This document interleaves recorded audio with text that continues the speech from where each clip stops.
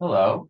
Welcome into WLOY. Sorry about that. Welcome to WLOY, Loyola Radio, streaming online at WLOY.org and Campus TV channel 111.1. You're listening to After the Whistle, Loyola's premier sports talk radio show, airing every Monday from 3 to 4 p.m. and every Friday from 1 to 2 p.m. Welcome to another week of the show. We're here on Monday, March 20th. I'm your host today, Jeffrey Bozzi, alongside my co-host, Jimmy Cody. Jimmy, how is your Monday going so far? Um, Very interesting weekend. March Madness was madness per usual. There's no doubt about that. We now have Princeton in the Sweet 16. FDU almost had a chance of being in the Sweet 16. That would have been absolutely insane. But some good games this weekend, some upsets. We saw Kansas go down. And I'm going to be honest with you, Jeffrey. I feel like this tournament is wide open, like wide open. It definitely feels that way. And we've seen a lot of madness happen early on, but there's a lot of great teams left. But I feel like everyone's kind of on the same playing field for the most part. And I definitely agree that there's not really one team I think that's sticking out. I do think there are teams that are sticking out more than others, but I do agree with you, Jimmy. This tournament's definitely wide open. And we saw a great slate of games from over the weekend. I know we talked about the first round for the most part on Friday's show, but I feel like we should probably discuss the second round games because there were a plenty of interesting games from the Saturday and Sunday slate. I'm not sure what Let, games stuck out to you, but No, let's just start off with all of them. I mean, the first one that took place was San Diego State and Furman. Furman had that awesome win over Virginia, but they weren't able to keep it going. They lost by 23 to San Diego State. And listen, the Mountain West has not had much success in the NCAA tournament, and that's been a thing for a couple of years. But San Diego State is now in the Sweet 16. And in all honesty, that kind of part of the bracket is kind of opening up now yeah, because they're going up against Alabama, right? They're the one, they're the five. But after that, I mean, in the same bracket, we saw Arizona go down. So it's like whoever wins that Alabama San Diego State matchup is going to put themselves in a much better place definitely. And and like a yeah, chance to actually go to the Final Four. yeah. And the thing with San Diego State, they kind of sneaked by Charleston in their first game, but they definitely looked like a way more complete team when they played Furman on Saturday. From start to finish, I just felt like they were definitely in control of the game. How about the Duke Tennessee game? I felt like that was definitely a bigger second round game, probably more than others. And Tennessee just came in and handled their business. And Duke was a popular pick by many to not only get to the second weekend, but maybe get to the Final Four just based on the recent play. But Tennessee came in and just absolutely silenced Duke's offense. Oh yeah, I mean the defense was phenomenal, holding them to only 52 points. There's not much that you can ask for, and I really liked Tennessee in this matchup just because I felt like Duke was due for a bad game. They had just been rolling so hot, and they really hadn't faced much adversity in that first game against Oral Roberts. Whereas Tennessee's kind of been battle tested because they've been fighting through injuries. The SEC is a very tough conference. Not to mention the conference tournament was a dogfight as well. And you know what? Defense ultimately was what prevailed. They held Duke to 27% from three. That's really good. That's what you want, 6 to 22. And meanwhile, they shot 42% from three. And that is a huge difference right there. When you just look at the 3-point percentage with the way the game goes, you need to make threes. And Tennessee obviously made more. That's the first place to start. They out rebounded Duke as well. That's another good place to be.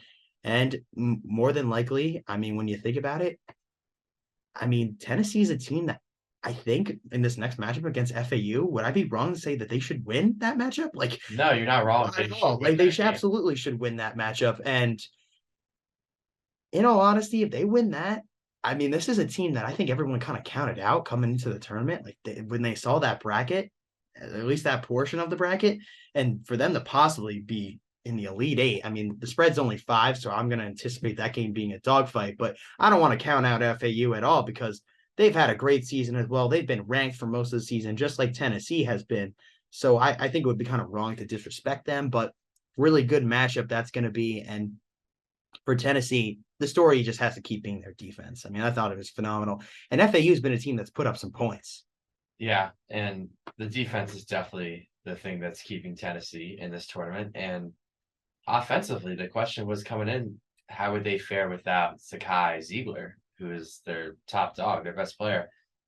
And I think those questions have kind of been answered. We've seen Santiago Vescovi chip in, but Olivier Nakamura, he had 27 points and he averages 11, so he kind of exploded. And so if you're getting that help from other guys without your best player in there, I mean, hey, this Tennessee team, I think you're right. They're definitely quiet. They've been kind of just sneaking along in this tournament. No one's really paying too much attention to it, but I think that's what they want. And I agree. I think they have a great chance to get to the Final Four. I would think in this FAU game, they would be expected to win. I mean, no disrespect to FAU. I definitely think Tennessee is better, but I don't know if things go Tennessee's way, they get by that game, and I don't know, they get a good match in the Elite Eight. I could easily see them getting to Houston.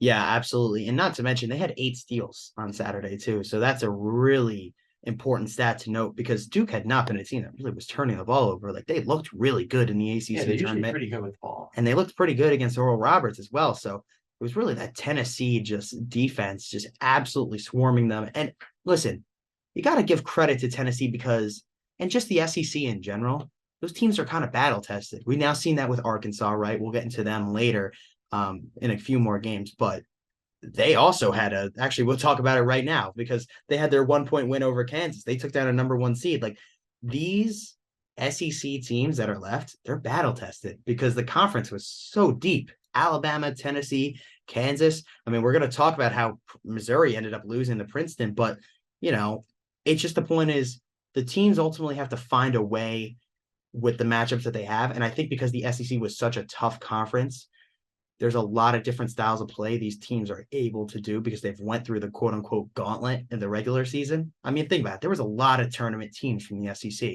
Yeah, and they're all battle tested. They all beat up on each other. It's great competition, and it definitely prepares you for games like this in March when it's going to go home.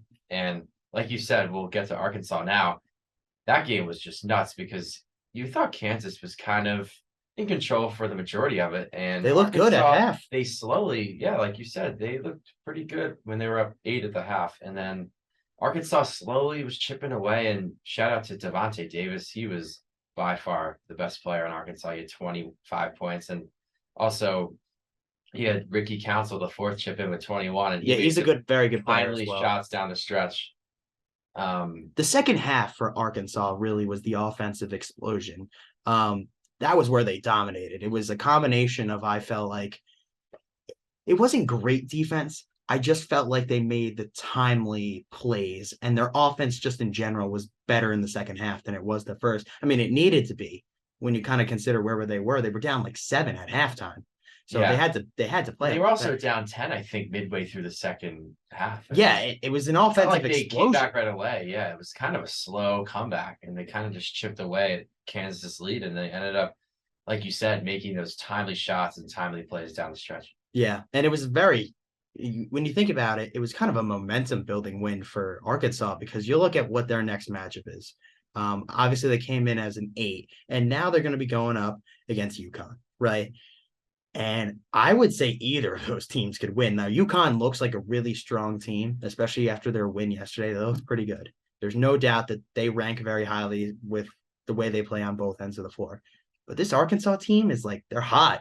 Yeah. They're playing with confidence, and they're a young team too. They have a lot of grit too. And credit to Eric Musselman. He's a good coach. Arkansas head coach. This is the 3rd year in a row they're getting to the Sweet 16. Mm-hmm. And you wouldn't think Arkansas, they're a blue blood or they're a team that's great in March. Well, they are. They've made it to the last. It's been the last couple of years. They're slowly rebuilding the basketball brand that they once had. Kind of like when we were younger, they were, I would say, even in the 90s too. They were a very strong basketball program, and now we're kind of seeing that again. They're good, honestly. They really are playing as good, and that's the thing too, because they're a younger team. They're kind of finding their footing later in the season.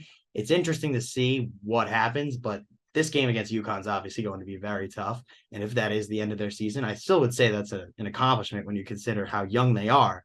But at the same time, when you're young and you're talented and you're playing at a high level in March, anything can happen. Oh, definitely. And we saw it with Kansas. It's really hard to win back-to-back March Madness titles. It hasn't happened since Florida did it in the mid-2000s. But credit to Arkansas. They really showed a lot of toughness, especially down the stretch. I mean, they were playing almost perfect, and deservedly so. They came away with that 1-point win. But like you said, we've been talking about these SEC schools. And unfortunately, one SEC school that fell was Missouri, and They ran into they Cinderella. ran into Cinderella, the Princeton Tigers, who are a 15 seed. They took down Missouri 78 to Yeah, this game 63. was much different than the first game that Princeton had. I'll tell you what, they didn't win it with their defense this time. You know what they won it with? Their offense, putting up 78. That is a huge number for Princeton. They ended up shooting 43% from the floor. And when you consider what they were doing last time, where it was barely in the upper 20s, I mean, they did not look good And they really at also all were against draining Arizona. their threes. They had 12 threes, which was double the amount of threes that Missouri had. So I mean, that's a lot of points that went in Princeton's favor as well. But they got a key contribution from two guys at the starting lineup. I should say all five, really, because everyone was around 10 points besides Langborg, who had 22. But they had a key contribution from Blake Peters off the bench for 17. So to see their offense kind of come alive, unlike the first game, that's definitely a welcoming sight. You know what else is crazy too about this Princeton game? They had more turnovers as a team. They had 2 more turnovers than Missouri did. Missouri had 7 steals. But you know what? They completely out rebounded Missouri. I mean, they had 14 more rebounds. That was ultimately what the difference was. It's just people don't understand. You have to be able to do the little things in March, hitting free throws, not turning the ball over, getting rebounds on both ends of the floor, giving yourself second chance opportunities, but also making sure the other team can't get second chance opportunities, because all it takes is one rebound, you kick it out to 3, and then they hit it, and then next thing you know, the other team's going on a run, right? Yeah, you It's can't such a give game of runs. You other can't give teams the team, opportunities. extra possessions. Absolutely. Yeah. I mean, you can't do that against a team like Princeton, who, I don't know, is coming in with this kind of Cinderella feel. But yeah, they're catching fire at the right time. They're catching lightning in a bottle. But coming up, they will have definitely a tough game against Creighton, who we'll get into a little bit later. But yeah, I don't know. I mean, they're kind of playing with house money. They've kind of made it this far, and people are like, "Oh, Princeton, are they still gonna keep going?" I don't know. I mean, I think the confidence is there. That's all it takes is a few wins. That was a big win. I mean, if they play like that every game and are outright rebounding people, it's going to be very tough for these teams to beat them. Yeah, and now we'll go to a few teams who are kind of at the top, who are definitely the contenders. I'll start with Houston. They kind of had a cruising win against Auburn. Yeah. No really surprises there. I thought they looked kind of, I don't know, what they usually are. It's kind of an expected win. Sasser coming back, I think, was the difference. They looked a lot better once they had Sasser there. Marcus Sasser, of course, is who I'm referencing for Houston. He's one of their best players. And he didn't really have like too big of an effect on this game. I mean, he had 22 points, but we've seen him have even better games in the past. But the point is, it didn't really matter because Houston in general was just rolling. They also had the guy Mark. That's literally his last name. I think Tremont Mark is his name, but he had 26 as well. And listen, when Houston's rolling and playing like this is the number 1 seed. This is why they were a number 1 seed. This is the Houston team that I expected, not the one that we saw against Northern Kentucky. And I think Marcus Sasser is kind of the reason for that, because when you're at full strength, you just look better. Yeah, I think everyone was coming in the tournament. Oh, how is Marcus Sasser's health? How is it going to hold up? And I think the early returns have been good. And I think when they're firing on all cylinders, if they're rebounding the ball, making their outside shots, they're really hard to beat. And I know coming into the tournament, there's some skeptics out there that question who they play, and I think that's right to say. But hey, they just win games. They just know how to win games, and whether it's 81 to 64 like they did against Auburn, or whether they win a ugly game with their defense, whether it's 50 to 40 or whatever. Well, we need to talk about too. Part of the reason Auburn lost this game was they shot 52% from the free throw line. That's kind of unacceptable. They got way more opportunities there than Houston did. And they actually ended up missing 17 free throws. They lost by 17. Wow. Yeah. I So mean, that's turnover, ironic how that turnovers and worked free out. throws, turnovers, rebounds, free throws. They also got out rebounded. Those are the biggest 3 things. We sit here and say it every game. Yeah. And speaking of another top dog, and this was definitely a way closer game than the Auburn Houston game, the Penn State Texas game was very entertaining. Texas ended up pulling away with a 71-66 win.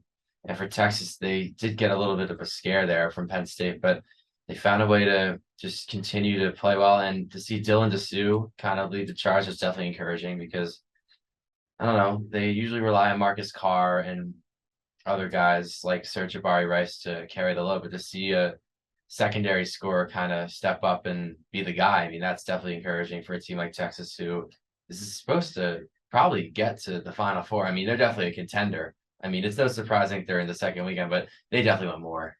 Yeah, and it wasn't even that great. I mean, they put up 71 points. They shot 50% from the field, but they were only 1 of 13 from three. And neither of these teams really shot that well from three. Because if you look at Penn State, they were 8 of 28. Andrew Funk, who had a huge game against Texas A&M, shot 20% from three. He only had 12 points, and he went off against Texas A&M, especially from 3-point land. I mean, he was on fire, and he just did not have it against Texas. But Texas was able to use their advantage and getting the ball into the paint and make some things happen. And honestly, at the end of the day, it's really not about making threes. It's about making shots. And they made way more shots than Penn State did. And ultimately, Penn State's just misfortunes with their offense, particularly from 3-point land, is kind of what cost them this game. Yeah. And they were completely killed on the boards, too. I mean, Texas is a pretty strong interior team, like kind of underrated, I'd say, in those areas. Like one of the better rebounding teams in the tournament. Especially having Timmy Allen down there. He makes such a difference. And I just think they have so many guys they can just throw in there and kind of wreak havoc. Mm-hmm. But another 2 seed, UCLA, they squeaked by Northwestern 68-63. I think, and I'll go back to the question, or not the question, the statement we were making earlier about some teams that kind of separate themselves. I think UCLA's looked like one of the best teams so far. And I know that the score of this game doesn't really indicate that, but go back to their first game when they had that blowout win and they have this win here. I think they've looked really good. They have the star power. Jaime Jaquez and Tiger Campbell is realistically who has a better 1-2 punch in this entire tournament. I don't think anybody. I would argue probably, I don't know, if you're talking about duos, I think Kansas State could argue that, but that's really it. Exactly. There's probably other duos too. I can't even think of that right now. I mean, I don't know, maybe Sasser and the other guy from Houston.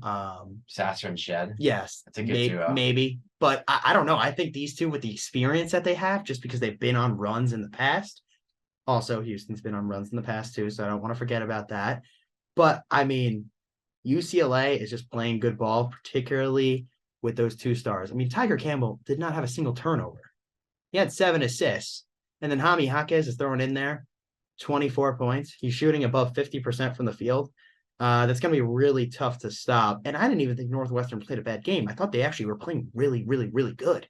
Like, they kept themselves in the game despite how good UCLA was playing. I mean, in all honesty, when you play a team like UCLA, you're going to have to be almost perfect, right? Because look at this. They shoot really high percentage from the free throw line. They shoot a good percentage from 3. They're good at rebounding. They're a pretty good defensive team. Like, they don't do much wrong to give you a chance to be in the game, especially because they're already such a good team. And that's right. That's kind of, they don't beat themselves, basically. Exactly. What I'm saying. You just took the words right out of my mouth. Mm-hmm. They just don't give other teams chances. And I think, like you said, they make a lot of teams try to make a lot of outside shots, and they kind of force other teams to play their way, especially with their style of play. They like to slow it down and give it to Jaquez and Campbell, and they try to penetrate in the lane, and that kind of frees up shots for other guys. So I think for UCLA going forward, they definitely look very polished, and I think if chips go their way and they continue to play the way they're playing, I wouldn't be surprised to see them in Houston either. But the final game of the night on Saturday was Maryland and Alabama, and Alabama just coasted in this game. Not really a challenge for Maryland. I'm not sure if you have anything other to add here. I mean, it looked like it was possibly going to be close in the beginning, but I always felt like this Maryland team had some limits, and this was definitely a game where their limits showed. They don't really do anything that great, and Alabama was just way too good on offense for the second game in a row.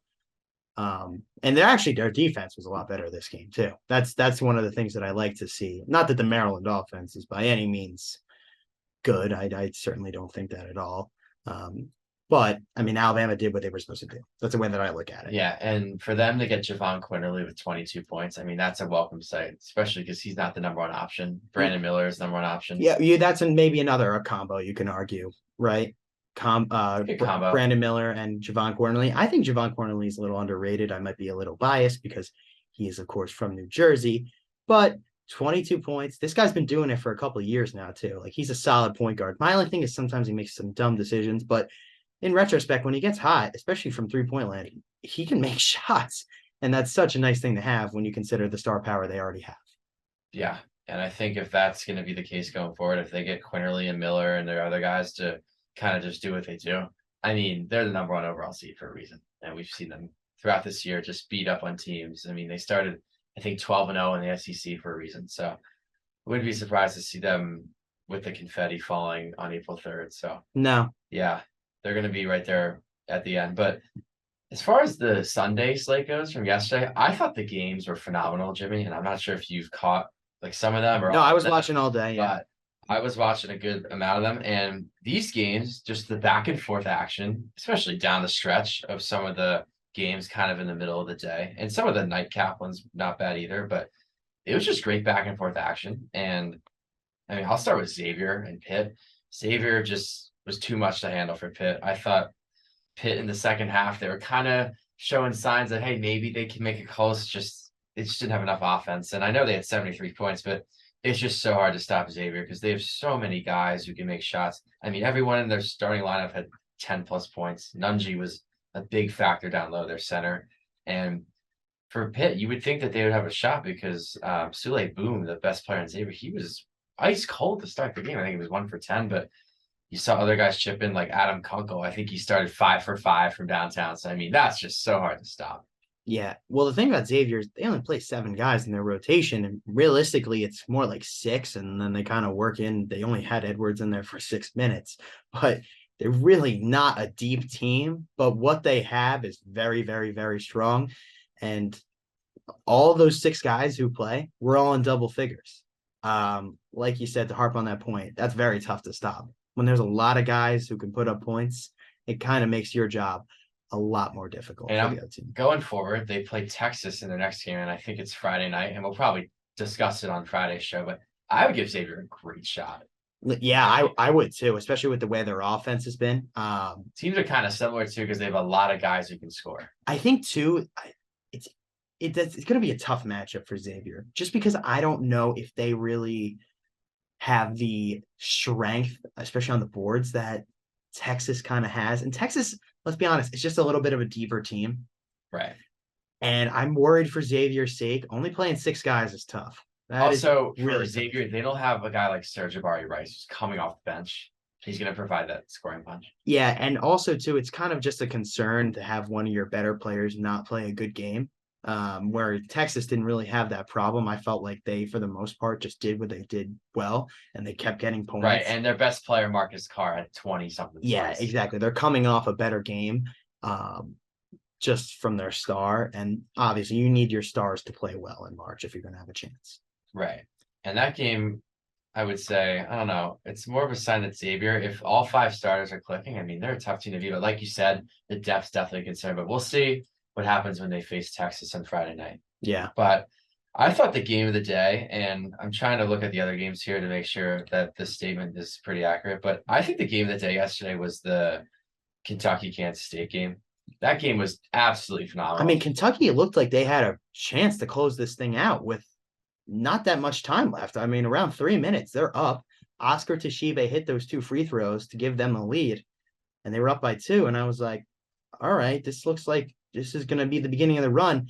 And their offense just went ice cold. They had some dumb defensive fouls. And at the end of the day, I mean, Kansas State just outplayed them at the end of that game. Yeah, and I thought Kentucky, I didn't think they were the better team. I just thought they completely outplayed them. That's exactly what I was going to say next. I thought throughout the game, if you're asking me who deserved to win the game, Kentucky's the obvious answer here. They out-rebounded them by almost 20. Oscar Toshibe. He's a beast. A beast on the boards, especially early on. I mean, the first few minutes, if you were watching the game, he was getting every single rebound that was coming his way. And even if it wasn't near him, the ball, he would find a way to get there. Yeah. And Kansas State had no answer on the boards. Well, it doesn't matter when you have 16 turnovers, right? They had double the amount of turnovers that Kansas State has. Think about all those extra possessions you might have gotten with Toshibe. Well, it doesn't matter because you costed them with turnovers. Right. And the thing is, for Kansas State offensively in the first half, they were atrocious. And I know that missing open shots is one thing because you're getting open shots. You can't really fault yourself for that. But some of the shots that they were taking were just awful. And it's almost like they would just give it to Keontae Johnson or Marquis Dewala and everyone back up and say, oh, go ISO 1-on-1. And that's not really going to win you a lot of games. But I think the saving grace for Kansas State was their defense was pretty good early on. And I think that kind of saved them. And it's weird because I thought Kentucky played a much better first half, but Kansas State was still up at the half. Yeah, so it's hard to explain. This is even crazier too. Kentucky had 15 more offensive rebounds than Kansas State did. Kansas State had 4. Kentucky had 19. That is an insane difference. But when you look at the turnovers and you look at kind of the way that they played in the second half, I mean, I can't believe I'm saying this, but that was some of the worst Kentucky offense I've seen all season, which is kind of crazy considering how bad their offense has been at stretches this season. It is just the same thing every single time. They just go through these periods where the offense is just absolutely horrible. And I don't even know what to say anymore because it's not even just like a one season thing. Like been a kind of a it's been an ongoing thing, right? And I don't want to say that John Calipari is not a good coach because I do think he is a good coach. But the one thing that I think you can definitely point out about him is he's not the best X's and O's coach. There's definitely better X's and O's coaches out there. This guy gets the talent. Like there was no reason this team, I really felt like, couldn't have been better coming into the year. I mean, they returned the Naismith Player of the Year from the year before, and they just did not meet expectations. And it is the same thing over and over again. I know this isn't even like a one and done mainly team. Like it's just not. Like they returned players. It was honestly the offensive coaching. It has not improved at all. They run the same offenses, I feel like, for years, and it just gets so easily picked up, and they always go cold, and it's the same thing. And I'm honestly going to be honest with you. I would not be surprised if Calipari's days at Kentucky do not last that much longer. You think their number? Well, the fan base is also really unhappy with him going into this year just because the team was underperforming at the start of the season. And well, not the start of conference play. And there was a lot being talked about them wanting him out. And I would not be surprised because honestly, especially in today's college sports landscape, think about where we are with NIL. Like the boosters are the ones running the show, unfortunately. The advertisers who bring in money to the program. That's ultimately who holds the power here. And John Calipari, despite his success, you could also make the case, just really hasn't lived up to the expectations besides that. But it would also be unfair to say that because he has won a national championship. It's just that there's such a high bar at Kentucky, and I feel like there's a lot of times where they can go over that bar and they just never really do. Yeah, I thought coming into the year, like you said, they returned a lot of guys, and you thought that maybe they would get pretty much a little bit better, but they were kind of a team that was ranked in the 20s for a few stretches, and they were kind of having like a decent season. But I you mean, thought they were unranked for a lot of the season. yeah, Too. and but even with all that being said, you still thought they could probably make somewhat of a run in March, just because I thought coming into this game they would definitely have a great shot to win, and I thought they were actually going to win. I was just shocked that I don't know, Kansas State, they just made, I guess, timely shots. And for Kansas State, I think Marquise Noel is obviously the reason why they won. I mean, he was phenomenal yesterday. And he didn't really get much help from Keontae Johnson, who's the number 2 option on the team. He was just pretty efficient. He did have that huge step back 3 that kind of iced it. But for Kentucky's sake, I was just shocked that they weren't able to pull out because in addition to Sheway, Wallace was phenomenal. He had a great game, and Kansas State didn't really have an answer for him. So I thought those 2 guys were going to kind of carry Kentucky, but Reeves being bad not. was kind of the end of things too. Yeah. I mean, 1 for 15 is just unacceptable. I mean, you're never He going to was be getting good looks too. Yeah, and honestly, he's a very streaky player. He has been all season. If you go back a couple weeks ago, his game against Arkansas, he just kind of caught fire. It was a road game, and he ultimately, I thought, was kind of the reason they ended up winning that game.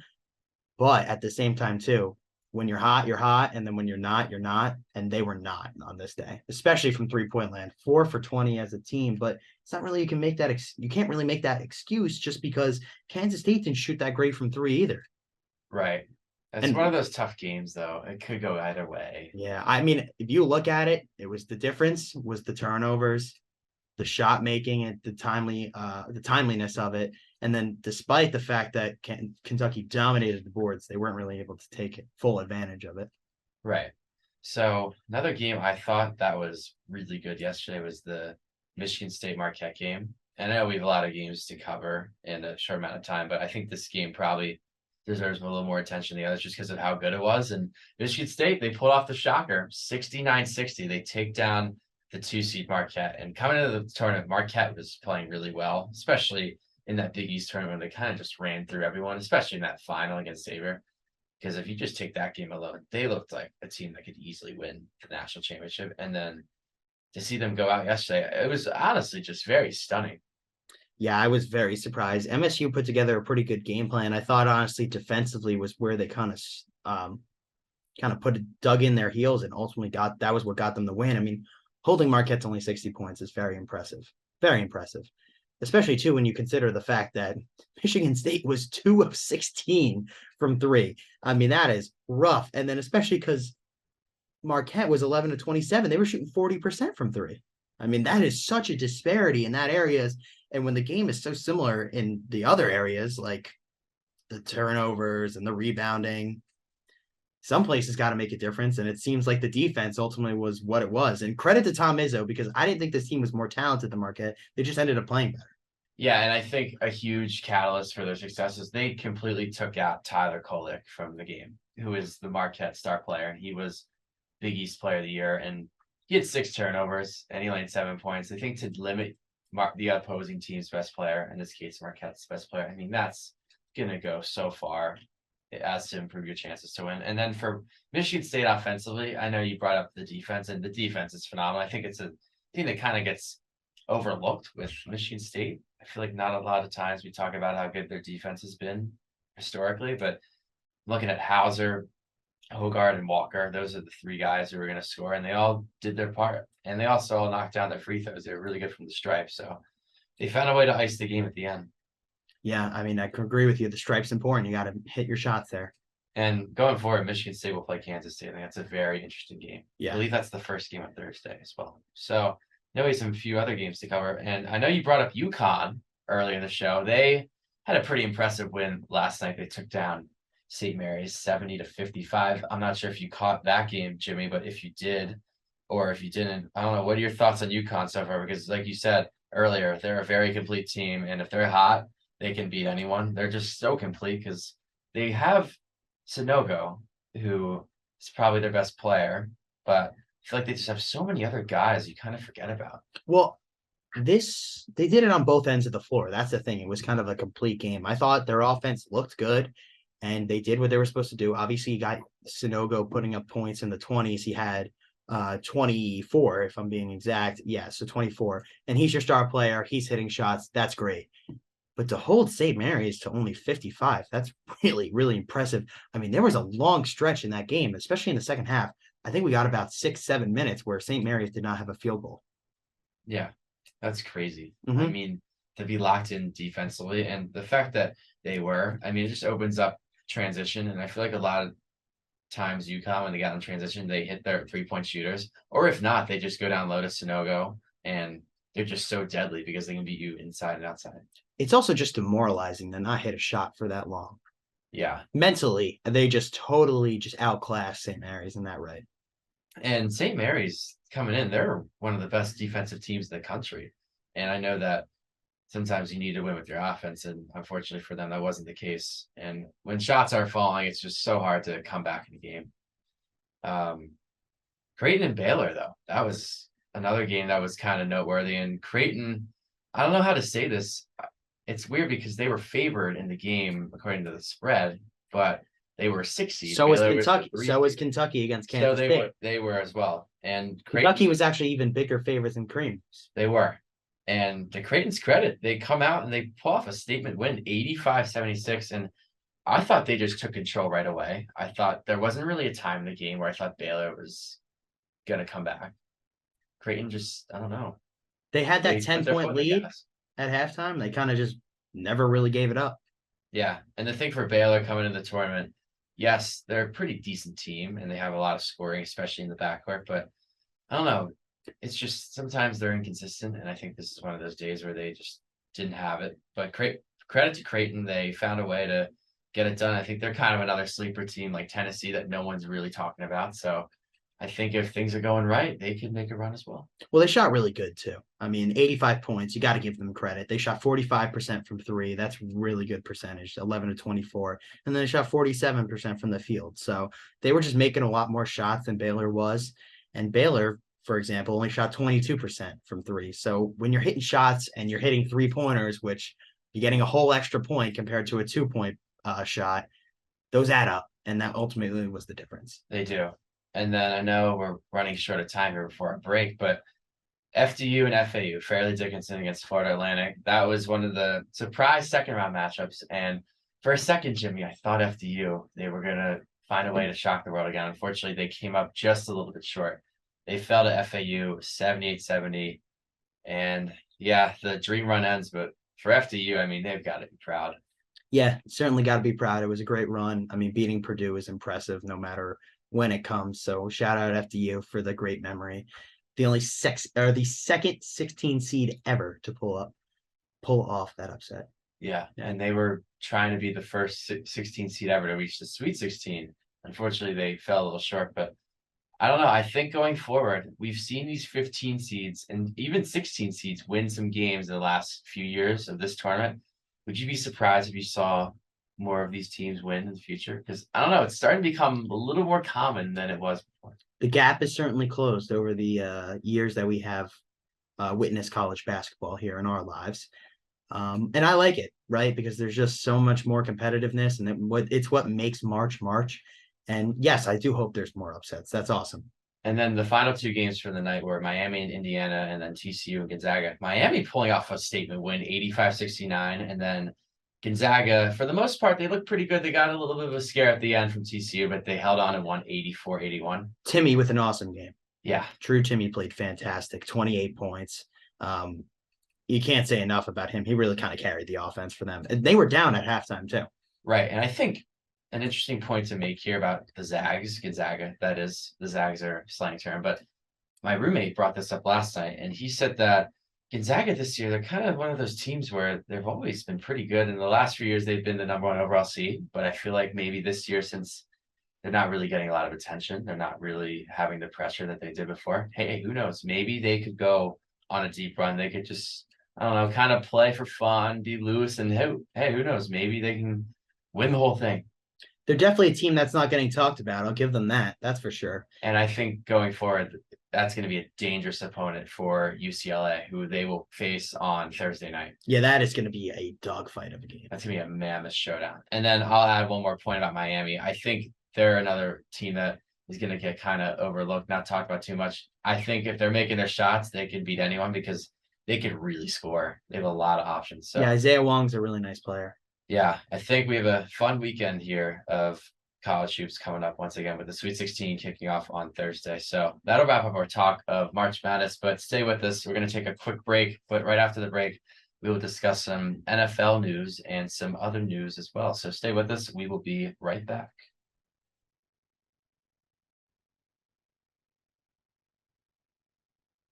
Welcome back to WLOY, Loyola Radio, streaming online at WLOY.org and Campus TV channel 111.1. You're listening to After the Whistle, Loyola's premier sports talk radio show. I am Jeffrey Bozzi alongside my co-host Jimmy Cody. We were talking all things March Madness before the break, but we're going to shift our focus now to the NFL. We have some interesting off-season storylines that we have to discuss. And Jimmy, we'll start with CJ Gardner-Johnson. He signed a deal with the Detroit Lions. I believe it was a 1-year, $8 million deal. Yeah, it was. And which is kind of low. Just take it away. What are your thoughts? Well, I mean, let's start with who CJ Gardner-Johnson was. It was a 4th round pick that you guys ended up trading to New Orleans for CJ Gardner-Johnson. I believe so. And that is the Eagles. And it was the Eagles.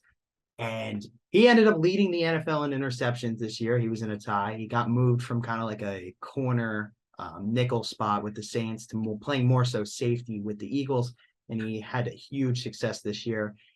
And that was like the guy that at least it seemed like the Eagles wanted to keep the most, just because he was younger than Darius Slay and James Bradbury, and he also was so versatile.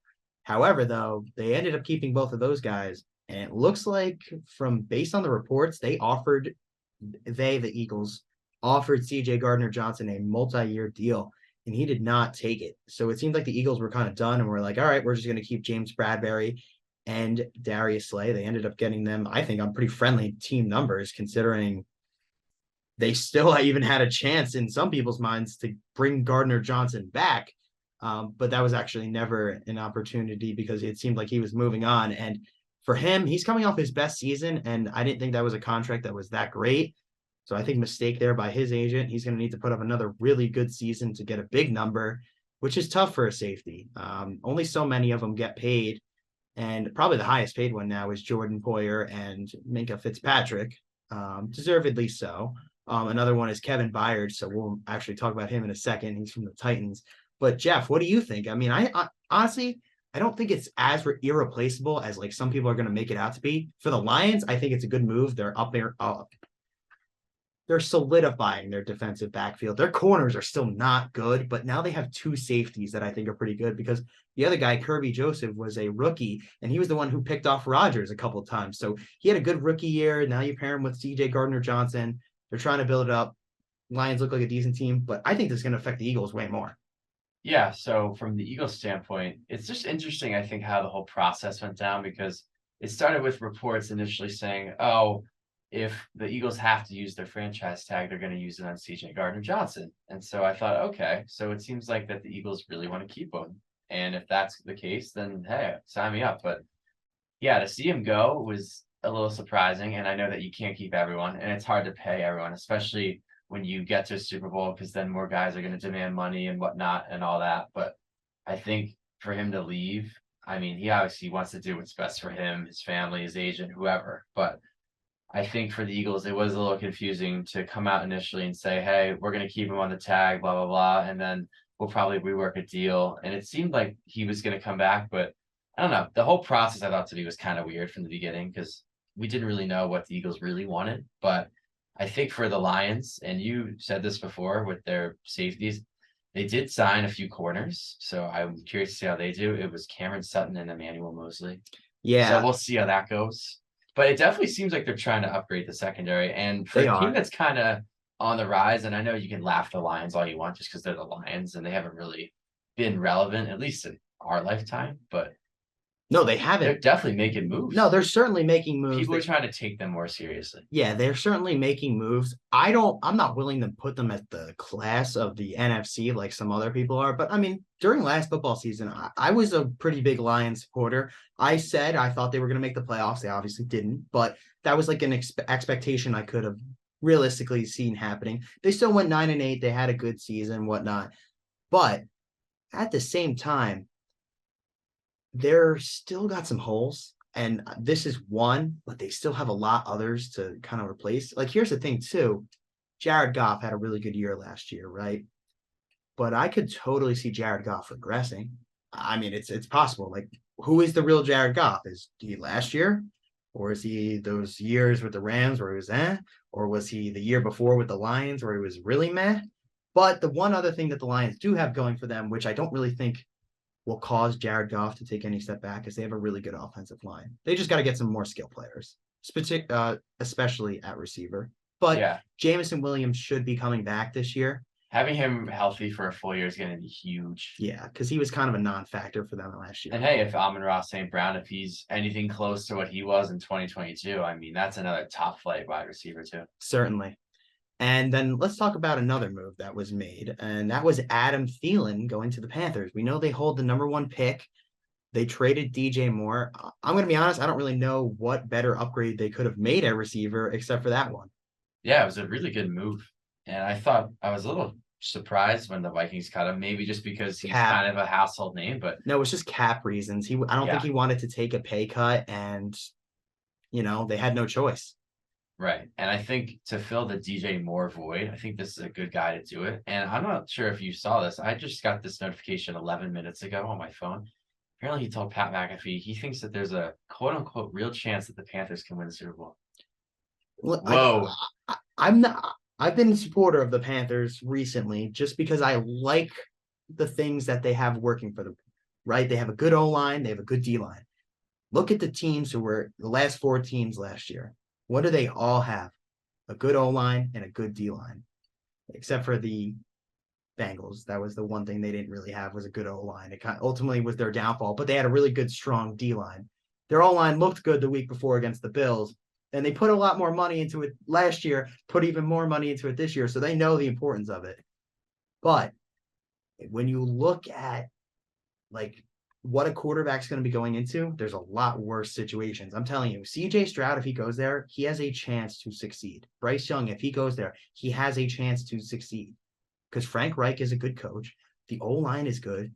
They're making moves now. They're getting some targets. I would like for them to get another receiver, though. That would be my one area. I would just try and get one more veteran. I mean, DJ Chark is still out there. That wouldn't And be a I bad was move for actually them. going to bring that up. Apparently, the Panthers met with him on Friday, so there might be some interest there. Yeah, honestly, I don't think that would be that bad. The thing is, Thielen's not a long-term fix though, and they also have Terrace Marshall, who is not bad. He showed potential at points last season, and then they also have Hayden Hurst.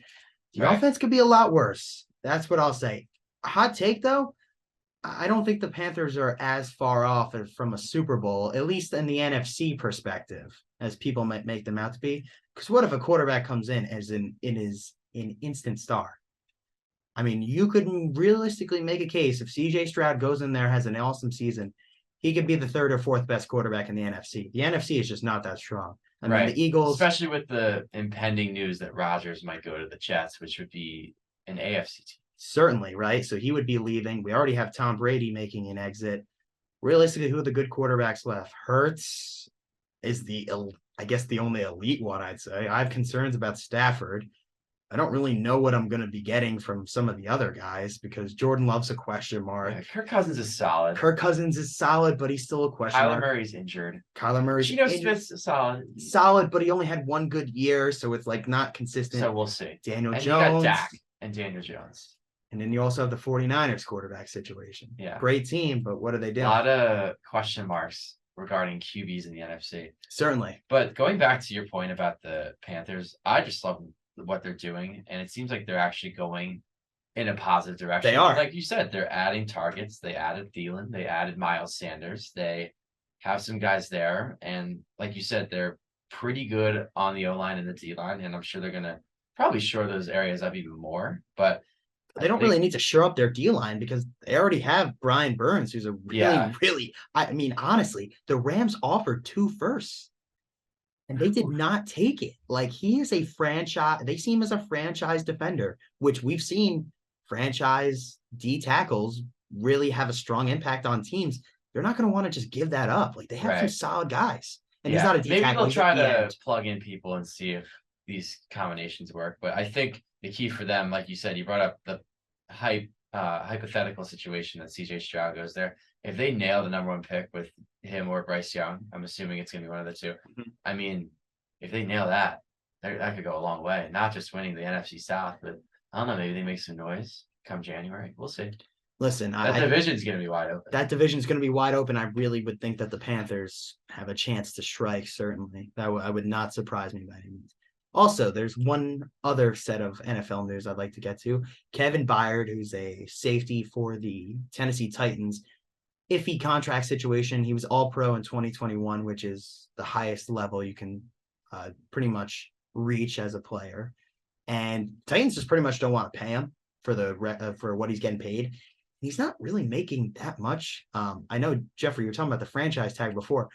For a safety, it's $14 million. Kevin Byard, who was All-Pro in 2021, he's only making about 10, upper 10s, close to 11. So that's really not that much money at all.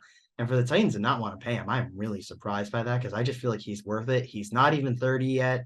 I don't know. I'm very surprised by that. Yeah, he had a good year last year, too. He had 108 tackles and 4 interceptions. He was just hurt a lot last year, so I guess it's the injury concerns. But at the same time, too, the Titans are in a weird place as a team, so they might be just trying to get the most value for a player that I think's pretty good. Yeah, and Kevin Byard, he said that he wants to stay in Tennessee if they have him. I mean, he said he wants to retire in Titans. Yeah, and that's tough, though, to trade a guy who says he wants to retire for your team because it's a bad look. But at the same time, too, it's better to trade a guy early and get the most value for him than it is late. Yeah, and I'm sure there's a lot of suitors out there. I mean, I would think the Eagles, like you said earlier, could be one. The Vikings. I could see the Jets maybe being in the mix. Maybe that's certainly for a possibility. I mean, I can't think of a single team that wouldn't be interested. I mean, there's a lot of safeties that are not nearly as good as Kevin Byard. And I'm sorry, for 10 to 11 million, it's not that bad. Yeah. Seems like a discount almost. Yeah. And then we also got the World Baseball Classic, Jeffrey. The USA is going to be going up against the winner of the Japan versus Mexico game. Yes, and that game's being played tonight down in Miami, and then the finals tomorrow. But How about last night? And I know that we were going to talk about the notable injuries, and we'll get into that too. But I wanted to ask you. I'm not sure if you caught the USA Cuba game last night, but it's an absolute blowout for the US. And Trey Turner, I'm not sure if you really paid attention, but he's been kind of the catalyst for this US team. And Yeah, coming in, 14-2 they won.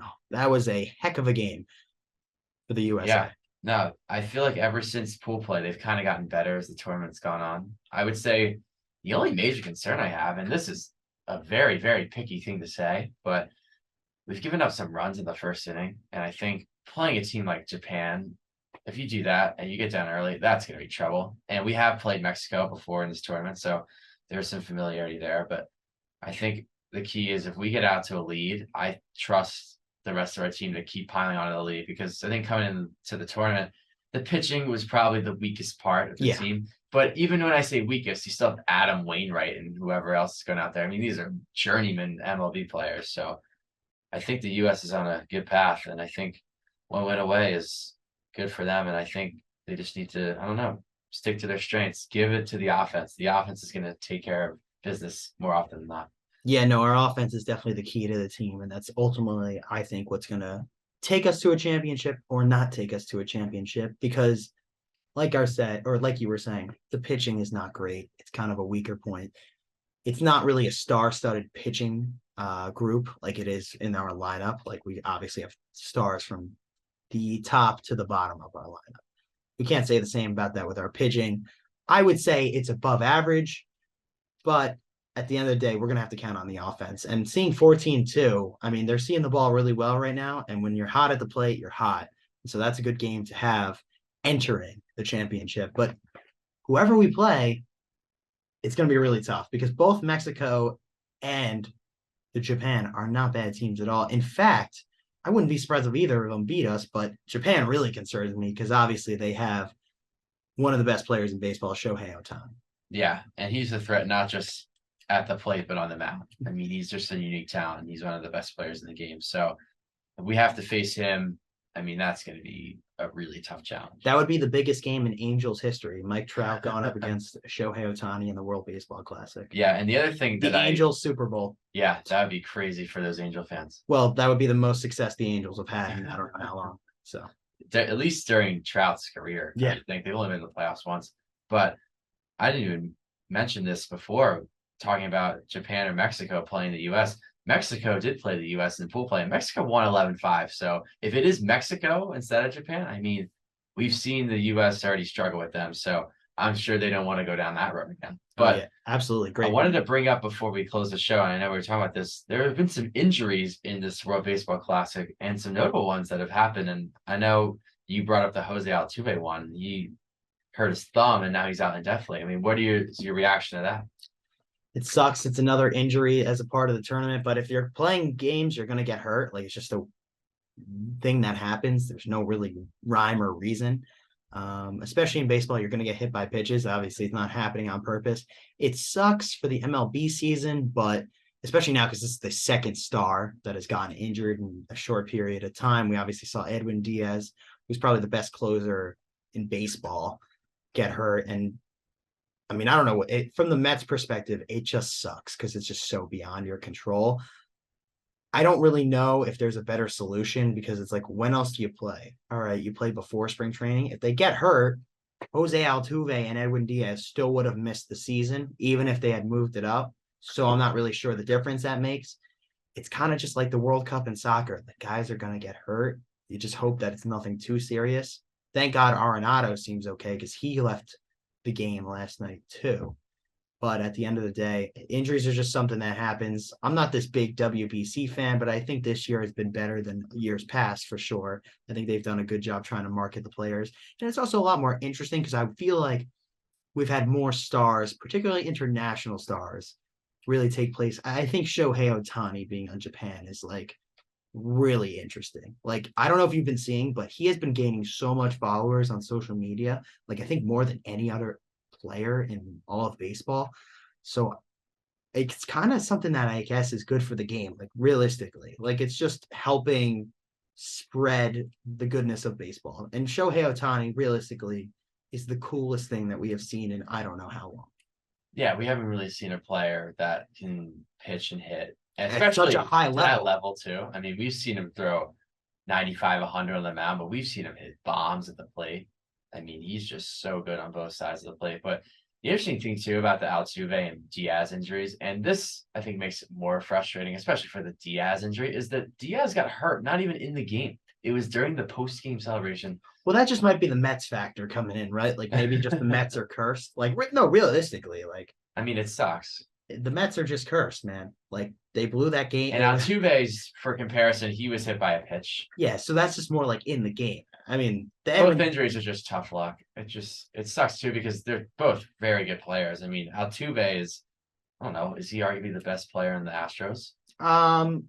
Yeah, I mean he's the prime part of the Astros. Let's He's put it that definitely way. an integral part of the Astros. And then you look at Diaz, and you said it before I said this, but he's the probably best closer in MLB. So Mhm. yeah, I mean, as a Yankee fan, I can't help but kind of think, oh, it's the Mets and the Astros who are dealing with these problems. Oh well. I mean, it is what it is. I mean, listen, the Yankees had their own problem. Didi Gregorius got hurt when the last one happened. So it is what it is. yeah, it's just tough luck for both of those guys. And we'll see when they come back. Diaz is definitely going to be out for a while. So Yeah, he's not gonna play this year. I don't think so. There was some report I saw that he might come back in September, but it kind of depends It's on an a lot of things. ACL. Like he's gonna have to push off Yeah. that leg. I'm not sure how much truth there is to that report, but that's just a lot you have to come back from. We don't really see that injury in baseball. So Right. The Altuve injury, I don't know. The reports are making it seem like it's not going to be too long, but they also did say indefinitely. So I think the word indefinitely is a little scary. I would think he's not at least gonna be back until the end of May. I would say I would be surprised before Memorial Day. Yeah. So definitely for the World Baseball. Because you got to Classic. grip the bat. Yeah. There's been some crazy injuries and some notable injuries like we've talked about, but it's definitely been a good tournament. And we'll see if the U.S. can come out on top on Tuesday night. So we'll definitely tune in that. But thank you very much for listening to the show. We will be back on Friday. We'll have some guests on the show. We'll be talking some March Madness and some other trending news topics. So have a great rest of the week, and we will be back on Friday.